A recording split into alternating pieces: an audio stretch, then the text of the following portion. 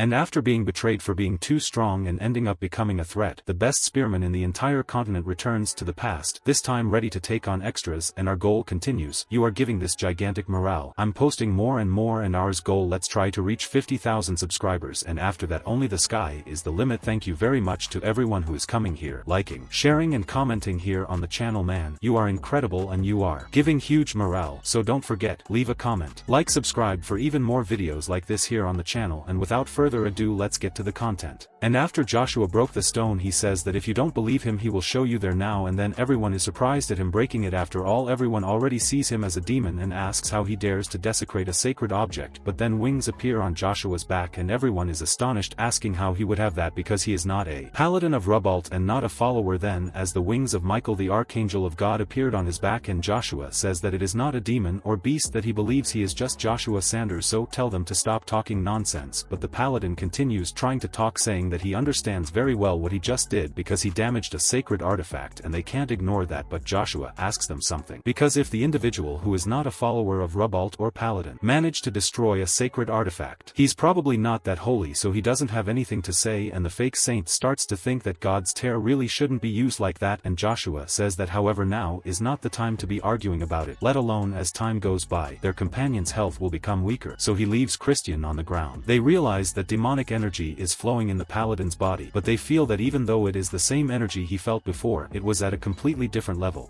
But the saint runs to the paladin saying that they have no time to waste. After all, demonic energy is a potent poison for people like Mr. Christian who use divine powers. In danger, so she says she has to take him away, because if he doesn't come back alive, how can they look into the eyes of Kislev and High Priest Harold? And everyone realizes the gravity of the situation and is willing to help her, so the saint suggests that Morden go with them, but he starts trying to say that he needs to find out what exactly happened there, and she asks if he still doesn't understand even after seeing Michael's wings on his back, one of the 7 archangels and god of battle. So he starts to say that he saw it with his own eyes, but he still remains in doubt, so the saint says that he certainly understands that that is the will of God and therefore it would be a very big sin to try to do anything there, so he puts away his sword and says that he will retreat for now, and Joshua stays happy with. So the saint starts talking to him telepathically, saying that she doesn't know how he did all this, but she says that their fates will certainly intersect once again, and says that until then she hopes he stays safe. Then she becomes all charming at him, and Lucia starts saying that his master is a curse because he took all that divine energy and even received a death knight as a servant, and yet that's how he rewards him. And Joshua covers his ears to stop the talking of the spear, so she says that it would have been much better if we had just ended that death knight right away. And Joshua says that the world is not as simple as he makes it seem, but he says that thanks to Duke Altsman he discovered that he can control the demonic energy outside of him, manages to repress it as much as possible and also use divine energy. So Aiden asks what exactly happened in there and what were those wings, and he asks if it is really God's will that those people just mentioned, but he says he will tell him the details as soon as they come back. After all, he will have to receive the money for his work. And already in the magic tower, Alicia starts to complain about why they sent their mages to the tower of the Avalon Empire. After all, there were reports of undead in the area, and because of that the Rubalt Empire was already at its limit, and she asks if he understands what could have happened if someone happy happened and made his tower get involved, and Marcos says he agrees and also complains about being forced to enter into the War of the Masters as a representative of the Tower of Magic, and he claims to have a lot of doubts about everything that is happening, and the Tower Master says that he can guarantee the representatives of the War of the Masters were chosen based solely on skill, and he says that he should not underestimate Theta and what they are about capable, and he says that if he is just comparing by pure potential, the child is beyond his limit. And Alicia comments that he must have a lot of faith in this child to say something like that, and he says that he decided to send people to Avalon based on the request from Evergrande, but then she gets very upset because he is talking about that traitor, and she says that she can't understand why he would accept his request because she is sure that the master knows enough to think logically before allowing his emotions to take over him. And he asks her if she remembers what Evergrande said before leaving, but she says she isn't sure, and he says that he declared that he would follow the trails of the one who defined the limits of battle mages, so she is scared by that's it. And Marcos says that this is impossible. After all, it's been 20 years since he disappeared and the leaders of each nation tried to find him, but they couldn't find a single hair. But with Evergrande he says he won't allow himself to suffer another disappointment like that, and when he opens a coffin he says that he will guarantee the dead person that he will enter this world healed once again, and he states that despite being reborn as a Lith it will certainly not be as bad as he thinks, so he calls Shirat Dick Orvs and after say that name says he will give him a new name, a perfect one for him who focused on his faith more than anyone else, and then he calls him the brilliant darkness who has now given his soul to the devil for his Berber faith, and after saying this the cat eyes he opens his eye, and a while later Aiden says that thanks to Joshua they managed to reveal the truth in relation to Lith, and he says as a sign of gratitude he will give him the silver seal, and Joshua thanks him but says something is strange. He asks about Isaline, okay, putting her things on his horse, and she asks if he forgot because he mentioned that he wanted a Leon as compensation, and since she couldn't get the materials for that there she will need to go to Reinhardt, and not only that because he still has the mission to protect her from the crumble, and he gets Miguel involved saying that he thinks he forgot about that, so Aiden calls for them to give birth soon, but he asks if the captain is also going with him, and he says that now he can prove something too, so he activates his Lifon and a light starts to emit from it, and Joshua thinks to himself that this is one of Lifon's abilities, the change in appearance. He says that he will finally be able to see the captain's true appearance, which was hidden because of Lifon's ability, the powerful Axeler. And then the captain gets excited, and then he asks the boy to take a look and asks if he has no right to enter the War of the Masters held on Hardnet, and he still claims that he has already reached the master level. So elsewhere several people comment on Duke Pontier asking if he really is incapacitated, and he says that they are not, should be the ones to decide since the leader of the family is incapacitated, and so he asks how exactly they are staying this way, and one of them says that he is sure that the leader of the Pontier family needs urgent medical attention, but for some reason it seems that there are rumors about the brain celestial Icaros is helping the Pontier family, and because of him it seems that they are always a few steps ahead of them, especially with the distraction plan, and because they discovered his intentions they failed to cross the river Dennis, and in addition due to high water levels and currents they are unable to cross the river, and they say there is no other way for them to enter the Aden Gorge, and the only thing they can do is cut their supply lines. But while he says this, one of them shouts at him to be quiet, banging on the table, and says that it was his job to plan everything to adapt to any problem he had, and he asks how come the planning power of all of them can't do it, overcome that of a child, and he says that it doesn't make any sense, and one of them then actually thinks of another plan suggesting calling the mercenary king, so he says that the longer they wait the more advantage they will have, and until then they will suffer big losses for nothing. However, the leader of the meeting says that the leader of the Pontier family is gone, and he asks if they know how much they will laugh at him if they go to ask for help, and he asks if they know how much the mercenary king will take from them because he is already asking for more of half of the Pontier territory that they stole, and he says that this is not all because understanding Emperor Marcos he will not ignore the achievements of the mercenary king and will probably try to recruit him as a subordinate of the empire, and if that happens even the mercenary king will become an enemy of them, so they can't count on this guy, and so he gives the order to continue looking for ways to invade Aden Canyon, and until then he tells them to use any internal information they have and cut off their supply line. Then he says that eventually they will have to go out to get supplies, but one of them arrives shouting an urgent message, so he says that the soldiers who were cutting the Pontier supply line have been eliminated, and they are completely astonished, and he asks how they lost to mere workers, but already on site someone we know very well is eavesdropping on them, and while they attack the workers they resort to magic, so a fireball comes towards the Pontiers, but someone enters the front and manages to cut the fireball without even using mana. They keep wondering where this strong person came from, and he tells them not to worry because he is there to protect everyone, so he says he is the first knight of Baron Joshua Sanders, the Reaper of Cane Gorge, and he claims that he only acts according to his master's orders, and already in the castle Icaros starts to say that he is late, and then one of the bureaucrats goes there saying that they are starting to catch up there, and he says that how are you? Seeing that his supplies are delayed he states that perhaps the Crombles have discovered his supply route, so they are trying to cut them off, but as he is talking Icarus cuts him off and says that he is aware of this but no one else knows about the Wheels of Sorrows. It's not him and the one with the glasses, so there's only one way they could have found out, and then he starts to tilt asking if Icaros means he's a spy, and he starts to demean the boy saying that the mere commoner would never understand because the nobles prefer to die that tarnish his honors, and he states that they all swore loyalty to the Pontier family, and he asks if Icaros thinks he would honor himself. The boy says nothing, he just looks at him very seriously, and he starts to get scared, but then they start shouting asking him to open the gates because the supplies have arrived so they will see what is happening, but still Kane tells him to be careful because in that castle there will be a good number of people watching everything he does there, and Icarus doesn't like it. Nothing like that, and then Sherry starts giving orders asking to transport the wounded and distribute medical supplies blankets to those in need. Then she starts supporting a soldier taking him inside. Icaros comes running asking what is happening and why are there so many wounded, and Sherry says it looks like they were attacked by the scrum, and then he is surprised because it looks like they knew where they were coming from, and he says it's a miracle they managed to come back alive after being attacked like that, but Kane arrives saying that this miracle was the one who made it happen, and he says that not only did he manage managed to defeat all of Cromwell's troops, but he saved all of his troops and supplies so far, so he starts to brag and everyone is happy for him to be alive because everyone was worried about him, and the one with the glasses goes there asking if he is a trustworthy person, and then Cherry says that he is the man she mentioned before, and he recognizes him as a subordinate of Baron Joshua Sanders, and says that he is very good to see that he managed to arrive safe and sound, and then falls. Noticing the atmosphere, he asks why this guy is so tense. Ikaros replies that he is the commander knight of the Pontier family, Baron Arna, that when he was about to tell him to greet the guy, they hear a strange noise and someone comes shouting emergency, and he says that the river Dennis has frozen, and he warns that the enemies have started to advance on the ice, and everyone is alerted by this, and already in the river the mercenary king sends his dogs to advance and steal everything from the Pontiers, and then the men start to invade the Sherry's property. In Hermes' time they check on Crissan's situation and say that they managed to remove all the demonic energy from him, but it seems that this energy and the sacred power in his body caused damage to his brain, and they say that now they are not sure what problems they can continue, and the high priest says that it seems that it will be difficult to expect a good recovery from him and states that this is very worrying, hoping that he wakes up without problems, and Morden says that they may even consider giving up on the selection of war groups of masters, and he apologizes that he may be bringing bad news for them, and Harold says that even though the masters' war is important, Christian's recovery is the priority, so he says that changing the subject he heard something from the serious holiness, and he says that to what it seems they witnessed the wings of Archangel Michael, and he confirms information saying that he also felt an immense amount of sacred power in him, but he still can't believe it because how is this happening to a mere knight from another nation instead of a Rubald follower or even one of his paladins, and in addition he radiated demonic energy equivalent to a real demon, but Harold says that this is not possible after all demonic energy and sacred power cannot coexist within the same vessel, and he says that they can see the example with Christian there in front of them. However, he says that if he can truly control demonic energy and sacred power within his body, it is beyond what humans can understand, and Mordam asks if Harold is saying that Baron Joshua has already reached the divine level, but he says that of course not, and that is why he is suggesting that Baron Joshua is not the source of that demonic energy, so he asks what was that energy that he felt at the time, and Harold states that he is not sure, but if he is sure that those were Michael's wings, that would be a great thing for the order. So it is explained that there are 8 great demon kings who represent the 8 evil thoughts, and in heaven there are 7 archangels with their weapons sacred, and among them Michael is considered the god of war with the greatest battle prose among the archangels, so he thinks it is impossible to understand what is happening because the world around him is changing very quickly, and the biggest concern is not the war of the masters. After all, this could become a problem for the entire continent, and when the two arrive in Reinhard, Aiden asks Iseline if this place isn't wonderful, but she responds very discouraged, and he asks what happened to her. He also asks if she is sad because Baron Joshua had to leave for urgent matters, but she says that's not the case, but she continues to complain saying that he promised to listen to her in exchange for a life, and even so he left her like that. She starts to say that she thought they had become more closer than when they met for the first time, but she starts to think that it was just her who thought that, so Aiden starts to think that she is definitely uncomfortable. So everyone recognizes him along the way, and she says that he is very famous, but oh, Urals also passes by them, and it turns out that he is much more famous because he is the knight of prominence and also a prince, and then he goes straight to Aiden and says that he is much more monstrous than he expected, calling the guy a second mercenary, and when he would respond the prince simply moves on, and Aiden understands something telling him to forgive him because of everything, and Aiden says it is an honor to meet him and says that seeing him in person he is beyond his expectations. Ural says that we'll wait for the day when he can cross blades with him. So already at the Heinhardt War of the Masters group assignment site, everyone is talking and focusing on everyone there, so they say that in 30 minutes they will form groups for the War of Masters, and if the representatives don't arrive by now, he asks them to prepare the representative as quickly as possible. Then Princess Sun and her mercenaries start to get into trouble with some NPCs who probably won't be that important in the story, and they even start to argue. At one point they realize that Avalon's representative hasn't arrived yet, and they assume that the infamous Lord Joshua Sanders won't be able to come, and they say that Avalon sent Lord Babel to replace his brother, but Babel doesn't like that at all and heads towards them asking who said they are brothers, and the guys just lock up saying sorry for the confusion, and all three think the same thing, saying he could kill someone with that look. Then the representative of the Tran-Urals Duchy arrives at the location together with the representative of the 10 million mercenaries, Axelar the Giant, and everyone starts drooling over the egg of the two, saying that Axelar is huge and also the energy radiating from Urals, but even so the two NPC twins start to say that they are not even from Empire, and one of them says that it is a shame that they are representing smaller nations and depending on public opinion, but the knight who was with him says that even if that is the case, Axial Giant Arrow is not someone he can go around talking bad like that. But one of them says until he crosses swords with the person he refuses to recognize anyone. This even includes Urals and Joshua, and he even asks if there is anyone there who can confirm the stories about these two and says that he personally thinks it is all a deception to create a hero that people can admire, so he asks Babel if he doesn't think this is all a mistake, and one of them states that because of this deception Avalon let him into that event, and Babel simply laughs saying that he hopes so, but something completely goes wrong. What he waited then announced the number 1 representative of the Avalon Empire, Lord Joshua Sanders, and they all look at the same place. And when Joshua enters in the castle, everyone around notices that the boy lives up to the rumors, because even though he looks young he still appears to be very strong, in that a girl equates Joshua's strength with Ural's and Axelar. And as for the boy, he faces Babel, who in turn faces him back at it. Joshua just walks past him like he doesn't know. If I get to Aiden, he claims Joshua is late, but the boy stamps his foot saying that he is right behind Aiden, and one of the subordinates asks for everyone's attention and says that he will explain the format of the event before drawing the groups, and a young woman approaches with a box, so the subordinate informs that there are 21 glass spheres with different numbers that are used to count the participants in that year's Masters War. That being said, he states that each person's place in the competition will be determined by the number that the person draws from the box, and the shape of the competition will be done in tournament mode, with number 1 being number 2's opponent and so on. And however, as they have 21 participants, this last person will be expelled from the tournament as they will not have an opponent to face. And by giving all this explanation, the subordinate states that the title of master will not be granted based on the result of each fight. Instead, this person will only win the title if at least 6 masters agree with this decision, and only from then on will the person be considered a master as well. And for ensure the fairness of the event, 3 masters from the Empire and 3 masters from outside will attend the fights that day. Having said that, the subordinate asks if there is any doubt in relation to what was said. Then Aiden asks if their rewards will be the same as last time if they win the auctions, and the subordinate says yes, and tells the winner of the tournament he will receive the right to challenge one of the 12 superhumans and 9 stars. And upon hearing this, Babel is amazed, but the subordinate follows his explanation and says that the winner of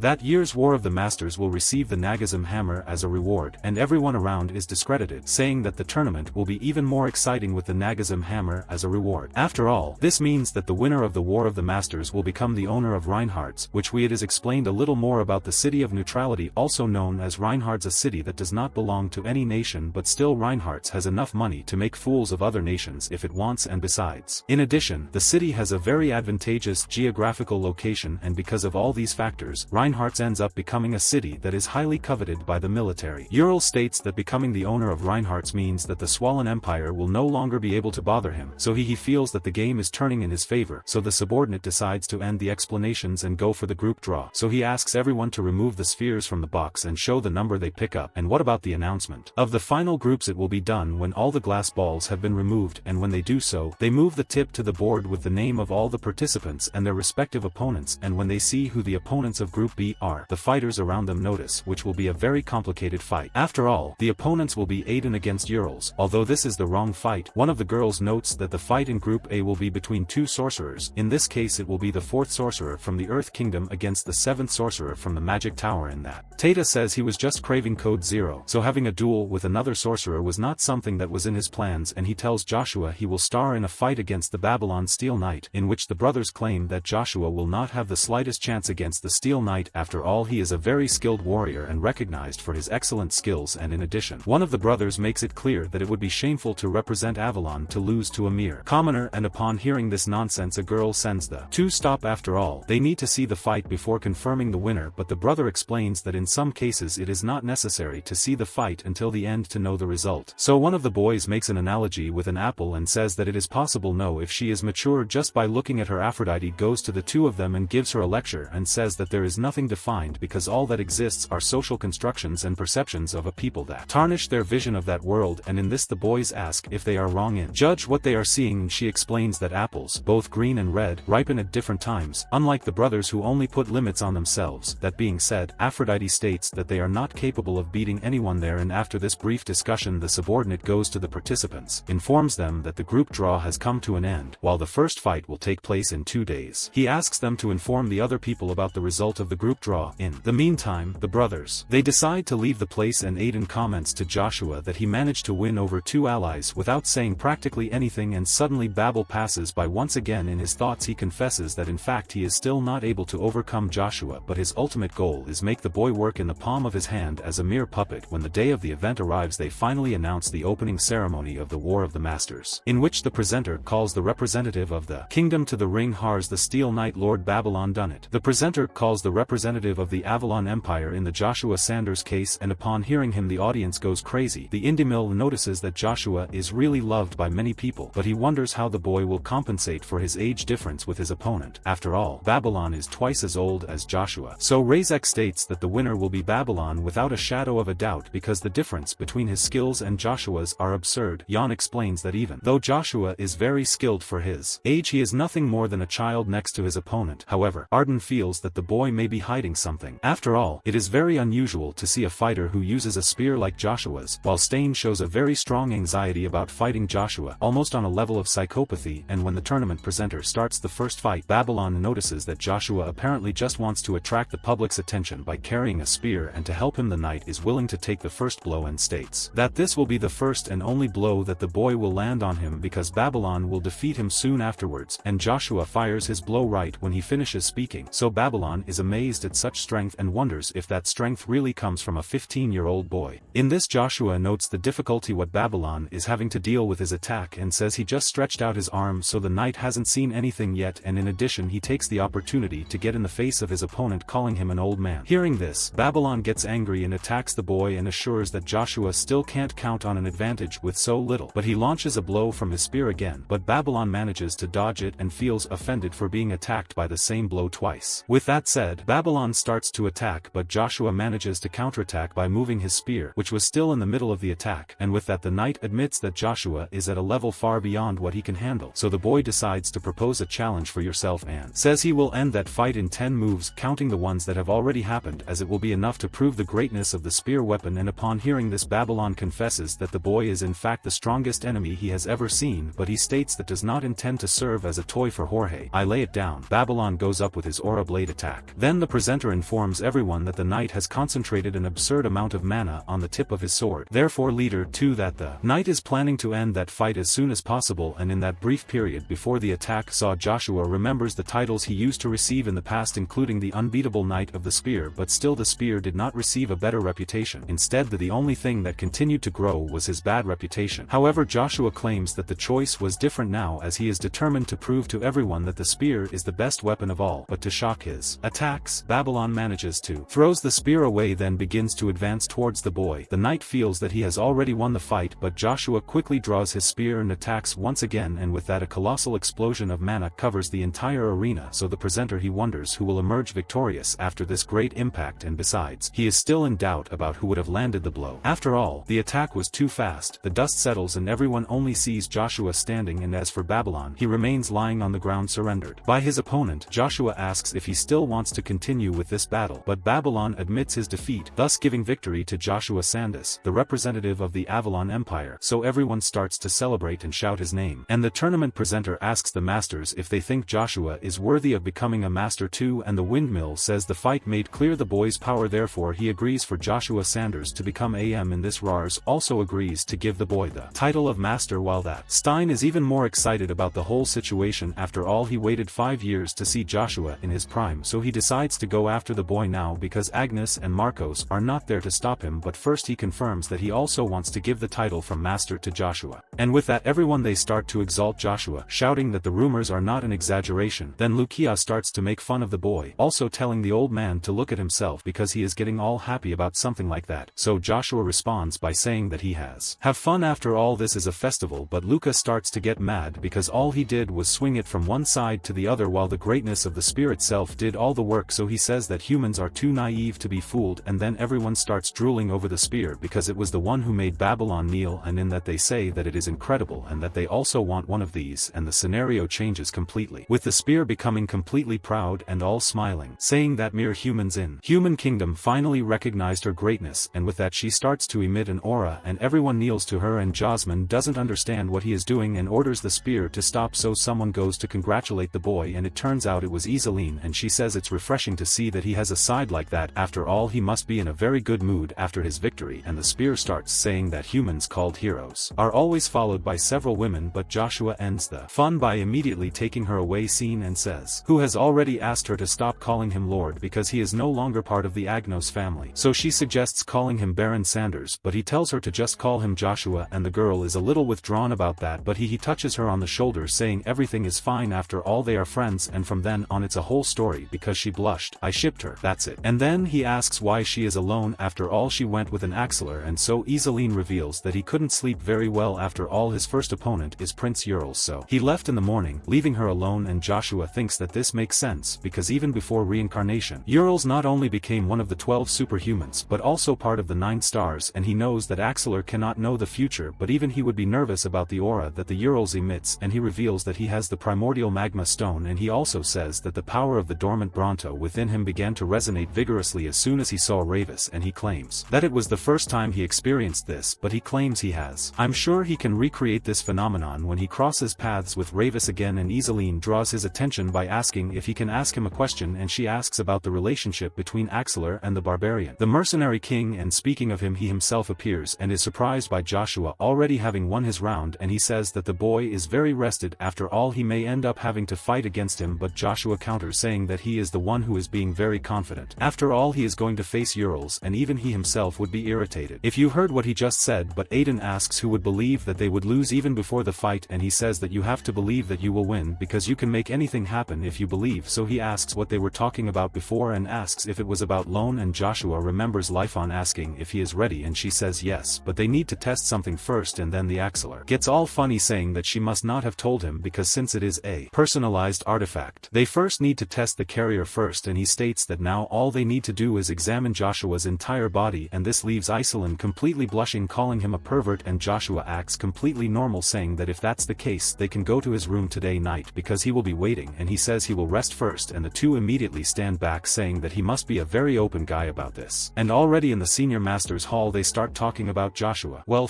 he is so talented at only 15 years in 10, not 5 years. There won't be anyone in this world who can rival Joshua Sanders, and one of them says that someone like that would really have to be from the Avalon Empire, and although they haven't done much in the presence of the Robald Empire, and I sweat the presence of Joshua changed everything because that maniacal Emperor Marcos turned into the strongest chess piece. He must be dying to attack sooner or later. The balance between Avalon, Robald and Swallow will break, and one of them agrees with this, saying that there are many people who just want to see the world burn, and those who are most afraid are those who don't leave it to their own imagination. And if anyone tries to break the balance of the 3 strong, 7 intermediate and 2 weak members of the current generation, they need to stop at all costs. And he questions that if the beginning of all this is Joshua Sanders, wouldn't it be better for them to get rid of him quickly while Joshua is suffering a threat that he doesn't even know about. Iselin goes to his room and he says that she arrived faster than he waited, and then the two enter and he tells the girl to hang her coat anywhere and feel at home, but the girl starts to get all worked up saying that it's fascinating because she never imagined she would be alone with him like this, but the guy cuts the mood completely saying who wants to continue where they left off before. Then she remembers the conversation about the relationship between the Axelar and the barbarian king mercenary, and he says that's right. He says he can't understand why she stayed with the mercenary as an Axelar, and he says that although most of the people think that the mercenaries are free and have no rules, in fact they are very strict with their hierarchy, and he says that just by looking at the mercenary emblem, because if that only served to prove the mercenary status it would not need to be classified as silver or gold, and he says that this is their own system to divide themselves according to their rank skills, and the barbarian leader is the leader of all the mercenaries, and it is like being a king of a country, but the Axelar acted against this king, and he did this to help Iselin, the last remnants of lineage Rubrica after the Cromwell, who are in an alliance with the mercenary king to destroy her family, and he says he doesn't know what kind of relationship she has with Axelar, but he is sure that if the Axelar had a good relationship with the mercenary king it wouldn't have helped the girl, and she says that's right because Axelar despises the mercenary king, and he even thinks that the mercenary king is corrupting all the other mercenaries. She also comments on the rumors that the mercenary king is protecting Marquis Cromwell, who are going on all over the continent. She says that Marquez Crum is called the loyal dog of the crown, and there are rumors that the mercenary king and the emperor have some kind of connection, and also says that covering these things as a request is too suspicious, and Joshua comes to understand this and says that the mercenaries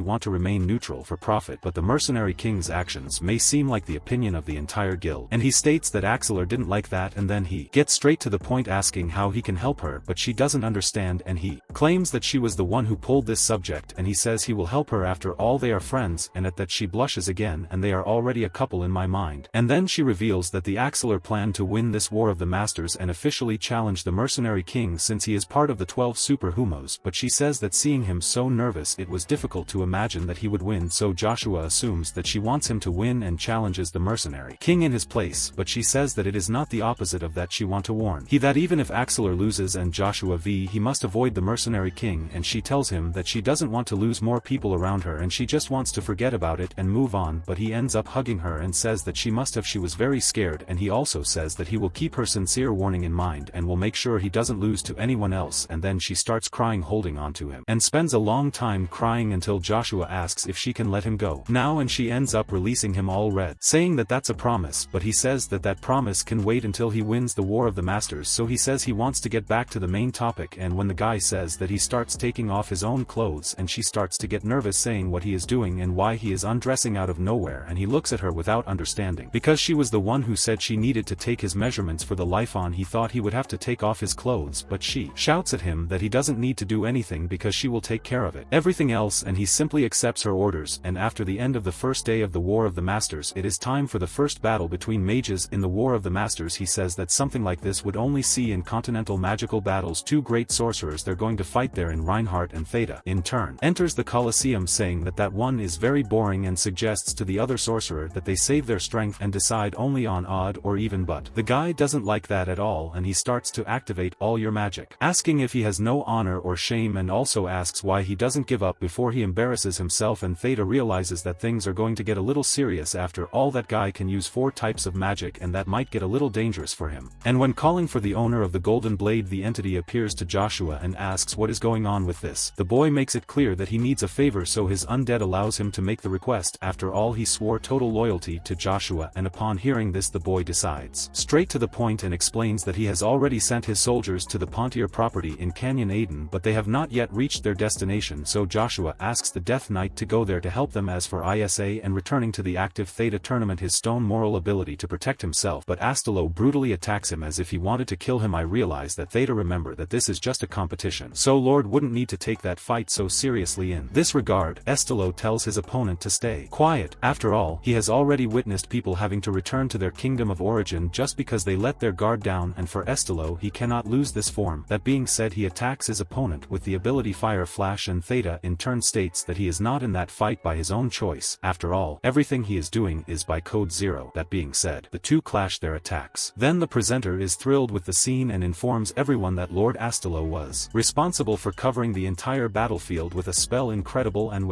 in this terrible context, he wonders if Theta will be able to survive the attack. Some spectators shout and support him and ask Theta to show what the magic tower is capable of doing, but on the other hand, another group of people supports Theta's magic. Kingdom Earth, stating that she is the best at it. Iceland states that both are incredible wizards and much stronger than her, and I see her so low. Joshua goes to console her and says that she certainly has the ability to become stronger than these sorcerers. She asks about those things that Joshua had to do, and he says that he has already resolved everything, but soon changes the subject, saying that the sorcerers were in fact incredible. This is explained to us a little more about the context. After the prince's civil war, and to calm down the nobles, the Kaiser ordered the destruction of all traces of the magical kingdom of Earth, and as everyone assumed that the Kaiser wanted the unification of the entire continent, they carried out his orders to burn everything of the magical kingdom of Earth, and precisely for this reason, records of the great sorcerer Astelo were lost in history. And when Iselin notices that the mana conjured by Theta still remains unstable, Theta states that he has more reason to make an effort now. After all, Astelo is taking that fight to its final consequences, and seeing him still standing even after being attacked, Alo wonders how this is possible, and Theta explains that he used a new magic to defend himself called the Wall of Wind. But hearing this from Estelo, still doesn't understand what is happening. After all, a simple wind spell shouldn't be enough to deflect his attack, so Theta states that in fact wind elemental spells are not used for defense. However, he specializes in precisely that, therefore he is able to use his spells in new ways. So Astelo prepares one more of his attacks and states that Theta will not be able to block all of his attacks with this type of skill. While the battle takes place, Josa watches them from afar and finally notices the wall of wind that one of the sorcerers is using. Remember more about the guy. Joshua explains that when he was involved in Theta Wind, he became part of the wind itself, creating countless legends throughout the continent, and finally he became the first great Class 8 sorcerer of the 3rd generation, also known as traitor to the tower magic. It is back to the fight. Tarpian manages to land a direct blow on his opponent that knocks him off the field, and thus Astelo ends up defeated. Then 4 of the judges take the vote and grant to Tarpian the right to the title of Magic Master, and he, in turn, once she reaffirms that she is only there through Code Zero, while Iselin is surprised to see that Astelo's great magic had no effect, and with that she states that there really is no limit to how strong they can be. I hear this. Joshua notes that she's right, because if he hadn't been murdered, Iselin would certainly have been the 3rd person to reach Class 8, and she asks Josa to be careful because the opponents are indeed very powerful, but the boy says that everything will be fine, after all, he's already used to fight against the class master if 6. And in addition Joshua Acha says he is eager to fight against the Tarpian as it would give him very valuable fighting experience. Meanwhile the presenter calls the next fighters and starts with Urals the Knight of Prominence. Then he calls Lord Axelar, also known as the Giant, and or see the participants. The audience is divided in the crowd and Iseline stops only for Axelar to remain calm in the fight. Joshua reassures her without fighting, although he says this Joshua already knows the result of the fight, his past, but he wonders if he will change anything in this new timeline. Axelar goes up and raves, notices that his opponent is stronger than expected, but he says that is a limit to what Axel is capable of doing with his hands. But soon after he is surprised by Axelar undoing his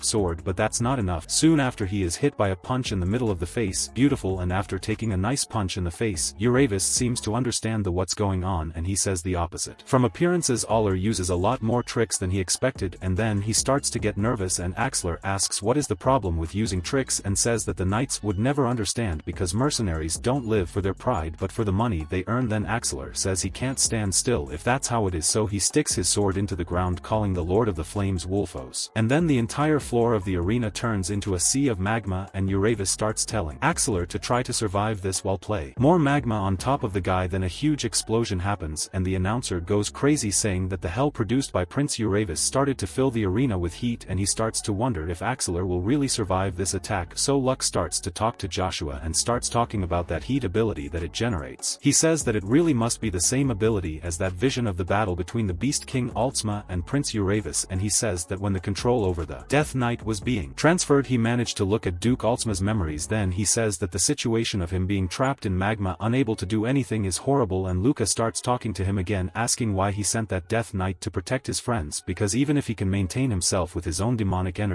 he becomes stronger and stronger as he moves away from his master. And Luca says he is sure that Joshua knows this and says that the more time he spends with Joshua he realizes that the boy is getting dumber and dumber, and he starts calling the boy stupid over and over again until Joshua tells him to shut up but says it out loud. Then Iseline thinks it was her and says that it really must be very cold because she was using cold magic because she thought that it would be very hot there, so she used her skill, and he is even embarrassed for having said that nonsense to her. And Luca starts annoying him again asking what is happening there. People are fighting for their lives and yet there are people they're sending the green light, but in that he just tells the spear to go away, so he says he must have been a little nervous after getting so hot there. He says sorry. In the meantime Axel he is fighting against all that magma and standing firm, and Uravis says who is not even close to stopping and asks how long he can last, but in that Uravis states that he has no intention of continuing to play with him and activates his earthquake that opens the ground, lifting almost the entire arena. But the prince, even destabilized, asks if he thought that could stop him, but Axelar reveals that he was just thinking about making a way to him. While they are in this fight the narrator is in a very bad situation narrating everything in the middle of the magma, and then Axelar starts imbuing his hand with mana asking when they're going to stop this senseless war of attrition and fight face to face like men, and Uravis barely manages to hold back his punch with his sword, the back of his head taking his head prince directly to the ground, and he certainly feels this attack. And when the Axelar was about to give the last blow, completely embedding his hand, he says that this is the end, and when delivering the blow a gigantic wave of energy passes through the place, but the prince manages to defend himself using his sword and half of his arm caught in magma, and he starts to ask if this was the final blow he had in mind, and then he reveals that he is disappointed and throws his sword at Axelar, who defends with his arm, and he start to think you got it, connect all three blows, and among them one of them must be stronger than the A-class knight's aura blade, so he asks how the hell is Uravis okay, but the guy is completely weak and his heart is already turned into magma. And the audience Iseline says that in this battle as a sorceress she can't say who will win, and so she asks Joshua what he thinks as a fellow participant. He starts to feel pain and she asks if he's okay, but he says it's nothing, but that's it. He thinks to himself that the Bronto is out of control, and Lucia just asks if it has started, so he asks what that means, but Lucia says he knows that because that guy he calls Prince is hiding his true potential, and Joshua says he knows that because Ural's abilities are not just flames, they are the infernal flames that can burn anything. Ready this time they pulled Amaterasu, and he says that it is a demonic flame that even the Altsman Duke who was at the level of the masters was unable to approach, and Luck says it is. That's right, that ability comes from the magma primordial stone that has the characteristic of extinction, and he says that that man has a primordial stone, and he also realized that Joshua has one, and Joshua is already amazed by this. But the battle continues down there while the rabbis looks to him directly, and Luca says that more precisely it seems that the magma felt the energy of the Bronto. Then Joshua asks if the primordial stones are reacting to each other and asks him why, but Lucia says that the primordial stones that originally they thought they were were pieces of God. In fact, there should only be one, and he is scared by this fact, and meanwhile a torrent of magma floods the place, and Axelar begins to wonder if that is the power that the mere mortal could produce, and he states that it seems like he is facing a god who controls the biggest of the biggest volcanoes, and in this the RAV is jumping very angry to be able to bury him in magma, and he orders his flames to burn everything he can see to ashes. He activates the Hell of Extinction by playing everything 4 on top of Axelar, and he says he's going to take this attack head on, so he starts to gather his hand in his hand and receives that gigantic attack with his palms, and Iseline from below starts shouting for the old man not to lose, but it all turns into a huge explosion. Then a ball of magma goes flying into the stands and everyone thinks they are safe. After all, a barrier of the greatest mages on the continent couldn't be broken out of nowhere, but when the magma touches the barrier it starts to melt, so everyone runs out of the stands, and Axelar, already lying on the ground, says that despite being an adored prince he doesn't believe that he even involved the audience, but Uravis asks him to relax. After all, he held himself back, so there shouldn't be so much damage, and Axelar is incredulous that he is still holding on, and he asks how strong the boy is, but he says he's not sure either, and the giant says that the prince, it's very interesting, he's sure he'll receive the title of master, and he also imagines that Uravis' objective is to win the war of the masters, and he says that of course because of the newborn Tran he needs to win, and besides that he looks at Joshua saying he has his eye on the boy, and the protagonist says that soon more Evergrande is going to kill the current leader of the Magic Tower, Ian Doom Perry, and become its new leader, but Tata obviously doesn't believe it, telling him to shut up, and he immediately asks if he thought he could distract him while the competition is going on, and with that he attacks Joshua, but he doesn't move, receiving a head-on attack and remaining unharmed. Then Theta begins to ask if Joshua wants him to believe that the first 7th class sorcerer on the continent is going to be killed by a sorcerer who takes care of children in the palace, and Joshua starts to say that his sources said that he is looking for clues from the Seed of Thunder along with clues from the Bronto, and these clues led him to Joshua, and Theta says he's right because he was the one who killed the old man, and he claims that after he discovered this he tried to hunt him down, but he couldn't do anything because he became an Imperial Knight, and he reveals that his only chance was to him meeting alone outside of Avalon like now, so he asks what this has to do with what they just discussed, and Joshua says that for 5 years he kept an eye on Evergrande, and that's when he got the information that he is organizing a coup d'état to take over the Magic Tower, and he also knows who is helping him, and Joshua thinks that honestly the first time he just heard from the Kaiser that Evergrande had become the leader of the Magic Tower, so Theta starts asking where he got this information, especially one history so big about a traitor to the Magic Tower, but Theta doesn't believe him at all, and he simply told him to leave, telling Joshua to forget about the Magic Tower and worry more about himself. After all, he will expose his crimes when the time comes, but Joshua says it depends on him whether he will believe it or not, but he says that if what he said becomes true he has a proposal for Tatarpia and he is interested, and Joshua says he will stop Evergrande. In return he wants him to help him become emperor, and then with the raves a servant arrives with information, and he asks if he got information from Joshua, and the guy says yes, but he doesn't know if it's the information he needed, and he reveals that one of the 7 wizards withdrew from the semi-finals, and with that the leader of the Magic Tower gets completely furious, asking how he could give up in the semi-finals, especially when he was going to fight against Code Zero. He starts asking about Bronto and also what he was thinking and why he failed to get a confession from Joshua, though Theta continues to ignore him, telling him to listen to him first, and he reveals that Bronto has already become part of Baron Joshua 5 years ago, and he says that when the old man from Thunder's Seat tried to take Bronto by force, Baron Joshua tried to defend himself by taking the situation current, and he says that in the end it all turned out to be self-defense, and that's all, but the Tower Master doesn't take it seriously. After all, years ago Joshua was only 10 years old, and basically he's asking the Master to believe that the Seed of Thunder fought against a child and lost, but Tita asks what he can do. After all, that's true, and he thinks that he honestly doesn't believe it either, and he thinks that the old man from the Seed of the Earth warned him about Evergrande and the Magic Tower, and that's why he had a feeling that something was going on, and he thinks that now returning to Avalon and confirming things is more important than the War of the Masters, and the Tower Master just accepts this. After all, there is no way to tame his personality, and he tells him to do himself a favor and return to Magic Tower. After all, he wants to reunite the 7 wizards, but the real Amanda tells him that he wants to go out and explore the world, so that will be for next time, and the Master starts shouting at him, telling him to just go when he calls him, and he reveals that his intention is to choose a new assistant to the leader of the tower, but Tata goes against this, asking if he wants to do that while Thunder's seat is empty, and he immediately asks who he wants to choose, and the Master reveals that he is thinking about Evergrande because he is wanting to give it a chance for him, and that certainly scares Tarpian. And already at the lunar door the master congratulates Joshua for reaching the final, and he says he is surprised. After all, the master of the lunar door calling him personally is something completely unheard of, and she reveals that they should have met much earlier and apologizes for her delays, and then she starts saying that she will get straight to the point and answer all his questions, and she soon touches on the name of the Pontier family and also the imperial family of Avalon, and she says that she will talk about the whole situation of the continent which he should know about, and he is impressed that she already has all this information for him, but she says that before that she says that it would be appropriate for him to pay for her services first, and she reminds him of the promise from 5 years ago and sends him reveal the location of the crimson coin soon, but Joshua says that even if he tells the location the moon door won't be able to do anything about it, so he asks her if the coin is still that important, calling her a silver-eyed sword demon, Lily's Aphrodite, and at this she is completely surprised. Then she says that she was wondering why he was being praised by the whole continent, but it seems that now she can understand why, and she says that now things have changed and the currency has become much more important than before. Then we are explained a little about the crimson coin. It is a symbol of the god Hermes, and for the people of Rabalt who follow the god Hermes, the crimson coin is considered the holy rank of artifacts, and within the empire people are divided between the emperor's faction and the pope's faction, and the two fight for the lunar door since they can control the information of the entire continent. And Aphrodite says that after a long conflict the pope's faction was able to emerge victorious, allowing her to be in this position. However, a relic of the order, the tear of God, has disappeared, but she says that in fact it would be more appropriate to say that it was destroyed, and she reveals that the main suspect is none other than Joshua, and then he remembers that little ball that he simply broke down to be able to follow a pair of wings, and Fran reveals that the Pope has been looking for a sacred artifact like the Holy Grail to replace him, so she simply tells him to tell her straight away where the Holy Grail is, but Joshua says that about that currently he is being guarded by the imperial family of Avalon, and she is surprised by this, but he tells her to relax. After all, he was already thinking of a way to get her back, so Aphrodite says she has no other choice but to trust him in this case, and then Joshua gets straight to the point, telling her to tell her what he was waiting for, and she says she can tell him, but she clarifies that the information about the Holy Grail was to pay off his 2 debts, so she says that now what is happening is a new contract between the two, and Joshua gets the message by agreeing to pay for the information, but she says she doesn't want his money but something more valuable. He soon gets excited, asking what it is, and if it's something he can do he's willing to do. Yes, and she just asks him to marry her, saying that this is his condition. My friend looks at the harem, but a while later she is completely discouraged, saying that he failed to give her a definitive answer, and she asks if his charm wasn't enough to seduce him. Look at him, I don't know, but seduced me. So after Joshua leaves, Zero goes to her and she asks if he has already found out what happened in the Pontier family. He says yes, the forces of the Pontier family are currently approaching Kian Aden, and so is he. Reveals that the Cromwell family froze the entire river and the mercenary king is leading the forces into the heart of the canyon, and he says that what is most surprising is how they managed to freeze the river Dennis, because from what they said they used the magic scroll that had the blizzard in it, which is considered a 7th class spell, and the master keeps asking how it is possible for a 7th class magic scroll to exist, and she asks if the spell's caster doesn't have to be at least 1 class higher than the spell he is using conjured, and she says that if that is the case he would be at least class 8, and as in the Empire the highest class there is class 7, being master of the magic tower. This would possibly be one of the last paths of ancient magicians, and she gets silly with the way Marquez Cromwell is using the precious item in this way, and nothing realizes that they are desperate to achieve an easy victory over the Pontier family, as now it is just a matter of time. But the master appears to know something and asks if it would really be a matter of time. Just a small detail for you who are thinking that things were cut or something was skipped or otherwise you missed a video. No, they actually skipped most of the battles, so we are already in the finals, and we are already in the middle of the finals because the battle is already started. Then continues watching, and soon it is said about Prince Uraves, the rightful king of Tran, one of the 9 stars and a martial artist prodigy, and in particular he is famous for his special weapon that allows him to channel the power of the primordial magma stone, and it is a sword connected by a thread between each portion, and they say that in the eastern continent the sword is known as the compound sword or as the snake sword, but above all it is known as the whip sword. And in the middle of the whole situation, the action, Joshua is having a fright, and Uravis says that he is not the only one with the ranged advantage, and he says that the entire arena is within his reach, and Joshua thinks that this is not part of Duke Alma's memories, and he says that he is using a secret weapon that he didn't know him, and soon realizes that he goes with everything from the beginning, but when he thinks that this is an honor he starts to get hit, and after some more time of suffocation he thinks that the Raves uses his common sword to create unpredictable cuts and disorientate the target outside, which in addition he is so skilled against a master swordsman, and this guy will certainly be a difficult opponent to deal with. And from the audience, Axeler is rooting for Joshua. After all, he bet everything he had on the boy, and he needs to win an Easeline is surprised that he really bet everything, but he says that the payment for betting on the Rave Prince was 2-1 but Joshua's was 12-1, and upon learning this Easeline immediately gets up and he asks where the girl is going, and she says that everyone gathered there does not have common sense, so she says who is going to bet everything on Joshua, and he in turn, while the Loda thinks that compared to the Uravis from his past life he must be much weaker, and even so he is having problems dealing with him, and the principal asks if that's all he can do by ordering him to satisfy you and entertain you like the rumors say, but he says he is disappointed and tells Joshua that this is the end, then launches his hell of extinction magic, and when he starts saying that the magma will melt everything, even Joshua's spear, he manages to stop that fire in the Uravis. He is discredited because he managed to deflect his flames, which are even capable of evaporating mana, and he starts to think that there is no way even if he used mana unless he has a primordial stone, and then things start to explain themselves in his head, and that one feeling begins to be explained. The reason for this feeling, as soon as he heard it he had thought it was because he finally found a worthy opponent, but that's not it, and he finally discovers that Joshua is just like him, and then the stone in the boy's chest begins to shine, and Uravis says that the magma in his chest is reacting to his primordial loss, and he says that he has never fought against someone who has the same skills as him, and he will not let this chance slip away. After all, he has always been curious to see the extreme limit of magma fighting against another opponent who has a primordial stone, and in this the guy starts to turn everything into a real hell, that he starts to say that it goes beyond the limits, he will awaken the magma, that he states that there is no way Joshua would know the true power of the stone primordial and the reason why it is called the power of God, then he will show it to you, and in turn the narrator begins to see that the thing is getting nervous and puts on a flame retardant suit and then comes out of the fire like a god of flames from hell. He already appears with horns. I wanted to say come on, but I think your marriage is complicated, so with the set complete he comes out of the flames, the god of hellfire, hell incarnate, and he basically becomes a demon with a magma symbol on his chest, and he tells Joshua to be careful because he still can't control this power, but Joshua starts calling him proud, and Aparecido then says that he will have to keep up with his pace, and he confirms with Uravis that he had said that Joshua didn't know the power of God, and then he tells the prince to watch carefully because he is not the only one, and completely different from Uravis's ultra badass transformation, Joshua just shines, and I'm going to have to say, what a lazy transformation,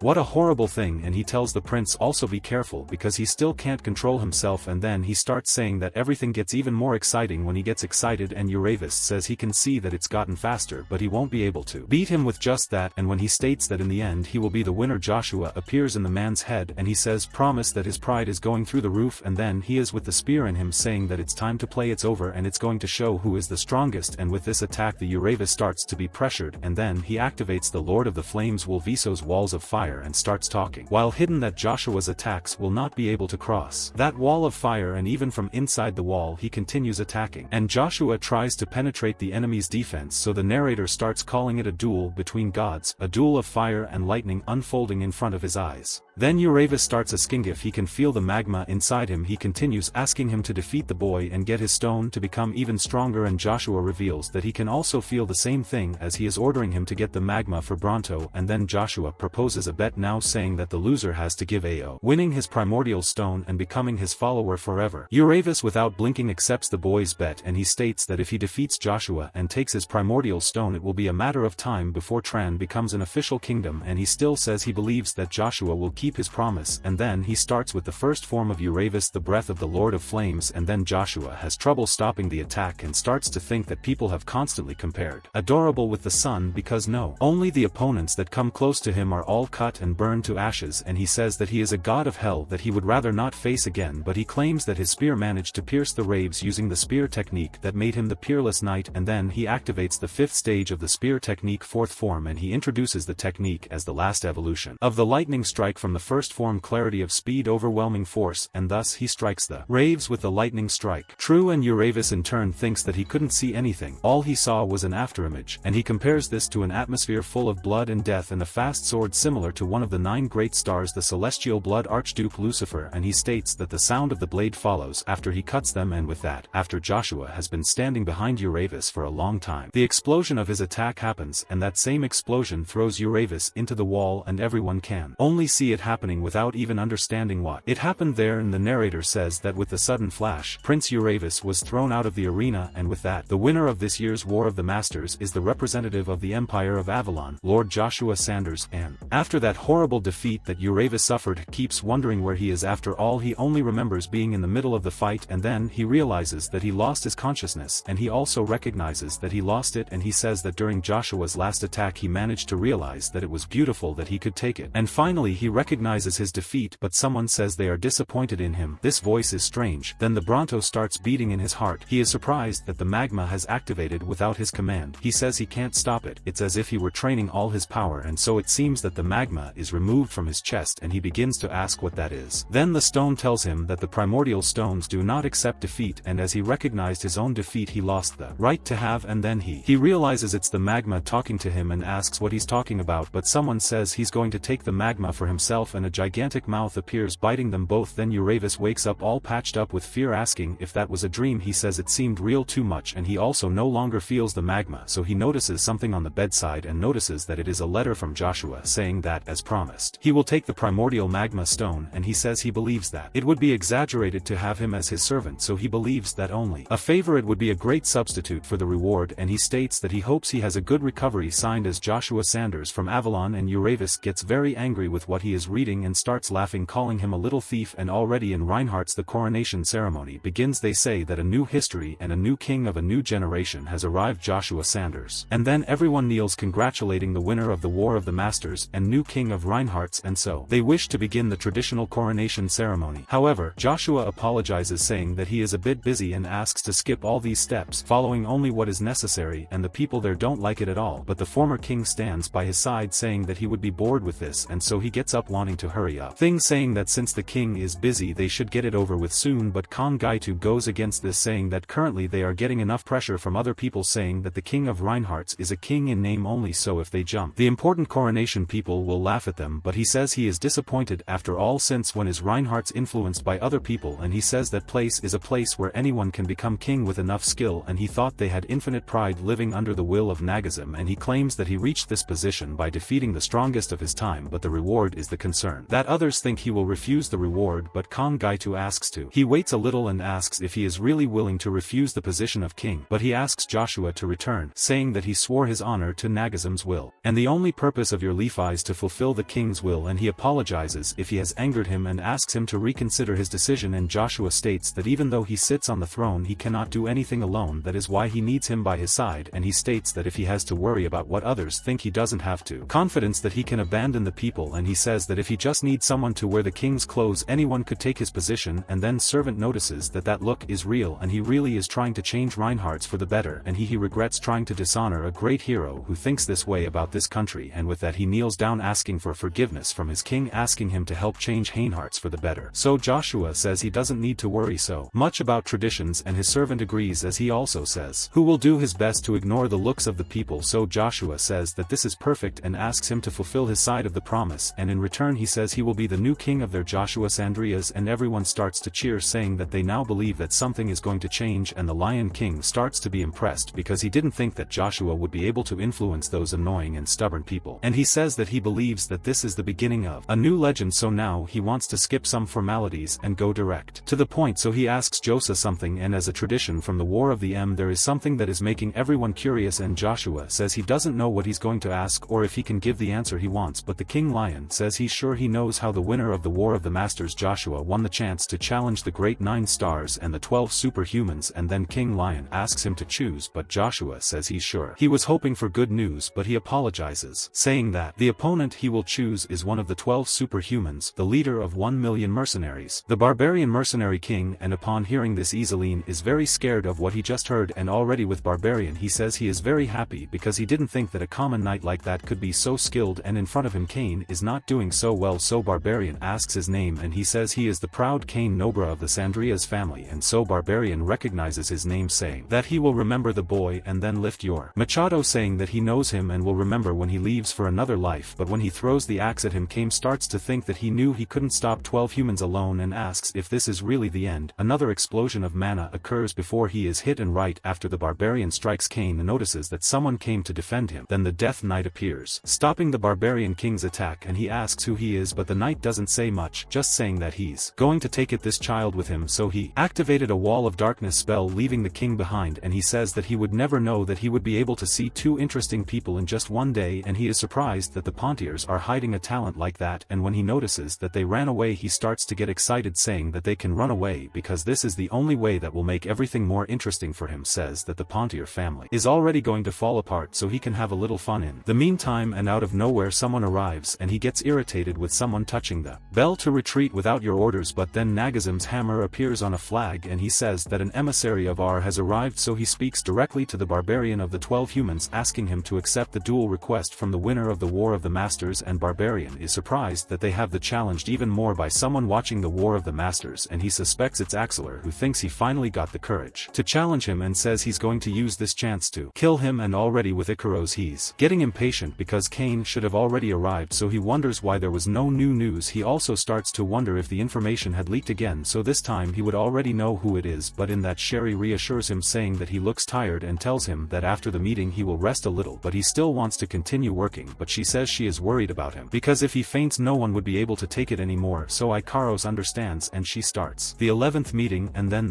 they start talking about equipment for long-distance communication. Cox is proud that she was able to find it again, saying that her father would be too. Then one more of them says that he has other news, saying that it seems that the mercenary king decided to hide, so she is surprised because after he shows up at her door it wouldn't make any sense for him to go into hiding, and she's sure he's planning something. And then they report that they found out that the winner of the War of the Masters invited the mercenary to a battle of superhumans, and that's why he disappeared out of nowhere, so she asks who did this and who created this miracle for them. They reveal that the winner was the well-known Baron Joshua Sanders of the Agnos family, and with that she is completely melted. After all, Joshua created a beautiful opportunity for them, and Ikaros thinks with certainty that he is surprised because he thought he had forgotten about them, and he states that until he arrives he will make sure to protect everyone there, so he asks Joshua to take care of everything that needs to be done, and in this he arrives. Enters a meeting offending Ikaros, saying that this time he managed to end everything, so they ask why the scandal. He starts by taking out a sword in pieces from inside a cloth. He starts saying that thanks to Ikaros' useless plan it seems that Kane ended up falling, and Sherry is surprised asking where Kane was and why his sword is in that state, and Arna starts to say that she needs to know because he was sure he didn't do anything senseless, but Ikaros sent Kane into the middle of the enemy forces. He states that there is only one reason for Ikaros to do such a thing: he is trying to stop the strategic war from the inside, and he starts to claim that Ikaros is a spy who works for Cromwell, so he says he needs to get rid of the boy soon, but Ikaros stays calm while someone tries to stop Arna, and one of them says that Kane wasn't sent into the middle of the enemy forces, he was sent to the third secret supply route to find supplies, and Arna starts saying that he's wrong. After all, Ikaros said to he sent a team to the second supply wheel, so they start to think it's strange. After all, Ikaros said something else to him and Ikaros says that they are both correct. They start to ask what do you mean, and he says he gave everyone different information about the route that Kane would use, and Sherry soon asks why he did that, and Arna starts barking again, saying he's a spy and he just wanted to gain their trust to get an opportunity and take them down, and Ikaros starts to remind Sherry of what he told her, says she should just trust herself and only herself, and he states that he was sure there was a spy among them because of a series of events, so he decided to set some traps, and he informs her that in fact Kane was sent to the fifth secret supply route, and if he disappeared there could only be one reason: the person who told him where Kane was going would be the spy. And with that the cock starts heading towards the door, and Kane asks him to stop right there and suggests it to him, let him take off his mask and call him of the Empire's gold monster. With Cock's slogan he starts trying to turn the tables by saying that Ikaros also knew about the supply route, and besides he is more suspicious than him, so he asks if he would have sold Kane to the enemy, but Ikaros asks for me to ask a question, and he says there were reports of him going somewhere during the night, and Ikaros asks where he went, and Cox says that last night he couldn't sleep so he went for a walk, and someone must have seen him there time, and he starts to make fun of the boy for being suspecting him because of a report like that. However, Ikaros asks when he said it was yesterday, and Cox's face says it all. Ikaros reveals that it was a lie, the reports and the story, and he asks if he is sure he left just to give a walk, and Arna starts throwing a tantrum saying that he's just taking advantage of the confusion to cause more problems for them, and he says that everyone should know how much Cox did for the family. He says that a commoner like him would never understand that Cox would never do something, so then Sherry starts to get confused asking why, and then she says that he has no reason to attract them all. After all, since childhood he never left her side and always protected her, and he was her only friend and her greatest mentor. Then she starts to go into denial with his betrayal, but he starts talking saying that he was rooting for him to continue being the good person that the princess believes him to be, so he says that it looks like this is going to be difficult. He is too tired. He assumes that Icaro is right and he is a Cromwell spy, and he takes over that he was the one who tried to poison Duke Pontier and also leaked information to the Cromwells, and once again Sherry starts to deny, saying that this must be a lie, and asks him simply what, and Cox returns the question with another asking if she forgot her nickname Gold Monster, and he states that the monster is hungry because he doesn't have enough gold, and asks if he needs another reason, but Cruz states that he thinks that's not all. After all, he always talked about the Cromwell family as if he had a relationship with them. And he claims to be curious, asking how much power the person who controls him from the shadows has, and he asks Cox to be honest, asking if it is Marquez Cromwell. He just looks out the window, saying that the Pontier family is the result of his time and effort during his youth, and he states that this place is very important to him. But then they ask why he betrayed the Pontier family, and they ask if he has no honor or loyalty, stating that he is a disgrace. But he tells Baron Arna what honors loyalty, even disgrace. None of this will matter as long as he is alive, and he says that the Avalon Empire is the land of victors, and today marks the end of the Pontier family loyalty and honor. All of this will disappear. He asks what Earl Cox did, and also questions him if he thinks who will get away with this, and Sherry tells everyone to look out the window. Then a gigantic explosion occurs inside Pontier's property. And this was another video. If you liked it and want more videos like this, subscribe, leave your like, and see you next time.